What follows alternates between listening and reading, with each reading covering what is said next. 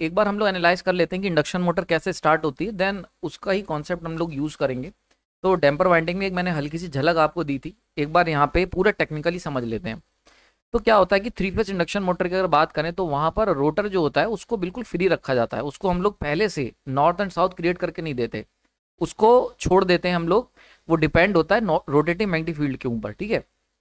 तो क्या होता है, जैसे हम लोग थ्री फेज सप्लाई देते हैं RYB, तो जैसा सिंक्रोनस मोटर में होता है वैसे इंडक्शन मोटर में it will create the rotating magnetic field, यानी कि थ्री फेज की बैलेंस्ड 120 डिग्री स्पेस अपार्ट और फेज अपार्ट ये क्या करती है, एक रोटेटिंग मैग्नेटिक फील्ड क्रिएट कर देती है। मतलब एक इफेक्ट क्रिएट करा जाता है कि जैसे नॉर्थ पोल घूम रहा हो बिल्कुल वैसे इफेक्ट क्रिएट करा जाता है, ठीक है, by using three phase supply.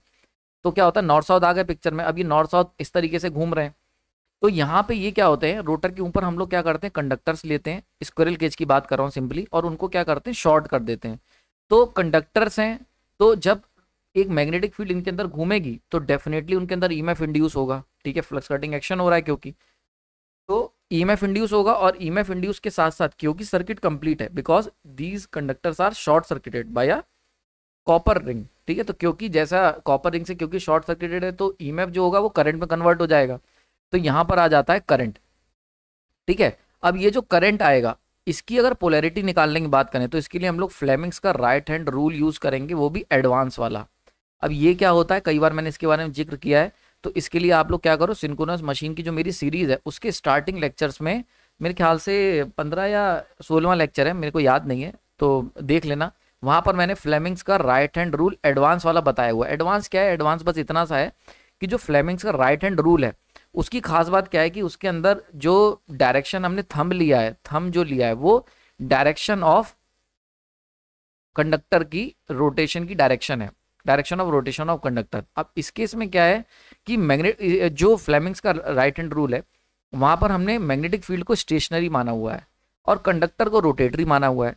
लेकिन जनरली जब हम बात करते हैं इंडक्शन मोटर सिंक्रोनस मोटर की, तो वहां पर क्या है कि कंडक्टर जो है वो स्टेशनरी होता है स्टार्टिंग में, और रोटेटिंग मैग्नेटिक फील्ड जो मैग्नेटिक फील्ड जो है वो रोटेटिंग है।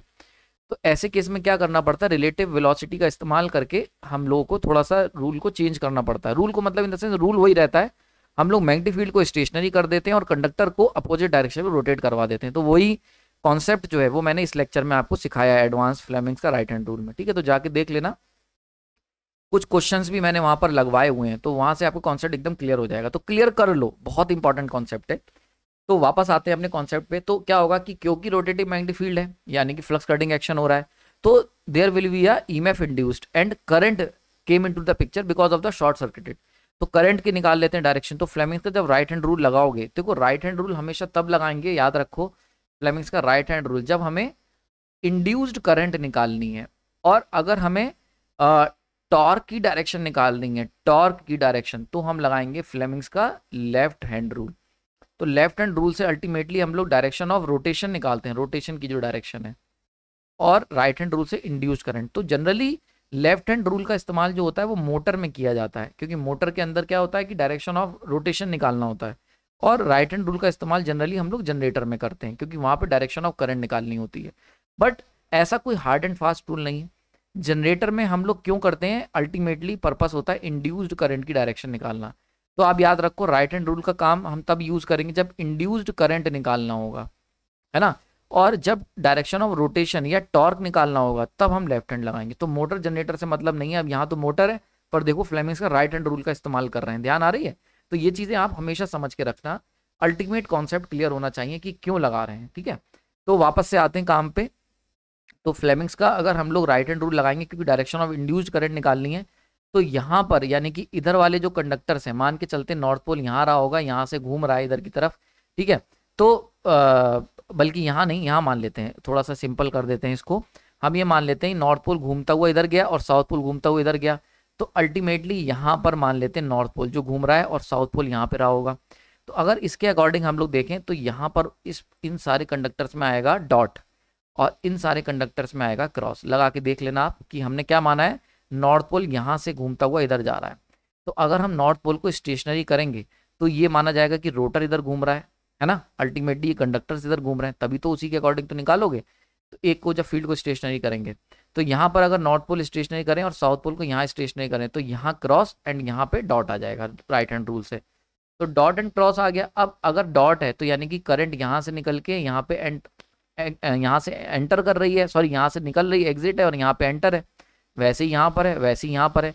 अब लगा लो मैक्सवेल्स का राइट हैंड रूल। मैक्सवेल्स का राइट हैंड रूल ये बता देगा कि अगर मैक्सवेल्स का राइट हैंड रूल में क्या होता है कि जो फिंगर के कर्ल हैं, तो फिंगर के कर्ल जो हैं वो अगर डायरेक्शन ऑफ करंट है, तो जो थंब की डायरेक्शन है this will indicate the direction of flux.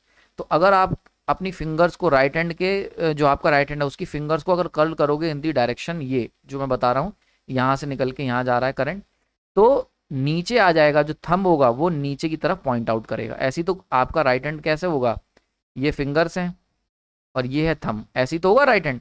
तो यहाँ पे क्या होगा, थंब नीचे की तरफ शो कर रहा है पॉइंट आउट, इसका मतलब क्या हुआ, यहाँ पर आ जाएगा नॉर्थ पोल और यहाँ पे आ जाएगा साउथ पोल, यानी कि यहाँ बनेगा नॉर्थ और यहाँ बनेगा साउथ।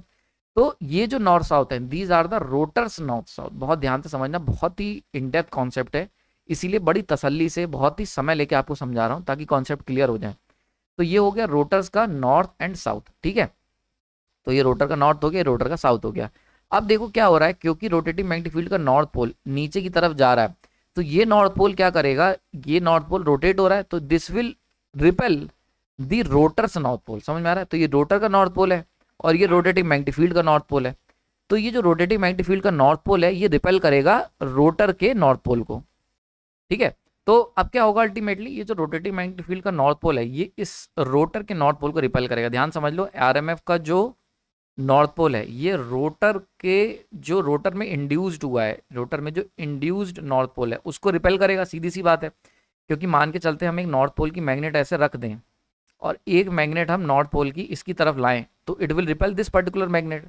तो यही रिपल्शन नॉर्थ नॉर्थ को और साउथ साउथ को रिपेल करेगा। तो this will create the ultimate torque, और ये जो टॉर्क होगा, EMF induced in rotors conductor generate the torque, और ये जो टॉर्क बनेगा this will start the rotor of 3 phase induction motor. I hope clarity मिल गई होगी आपको।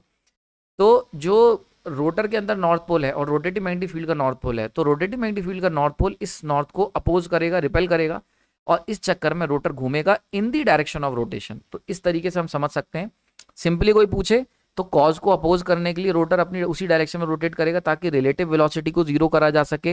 रिलेटिव वेलोसिटी किसकी, नॉर्थ पोल रोटर की speed and rotative magnetic field की स्पीड, इन दोनों की स्पीड को बराबर करने का तरीका क्या है, इन दोनों की स्पीड को बराबर करने का तरीका है कि रोटर उसी डायरेक्शन में रोटेट करने लगे। तो ये हो गई एक नॉर्मल डेफिनेशन, और अगर कोई टेक्निकली आपसे पूछ ले, चैलेंज करे, तो यहाँ से समझा सकते हो। समझ में आ रही बात ये।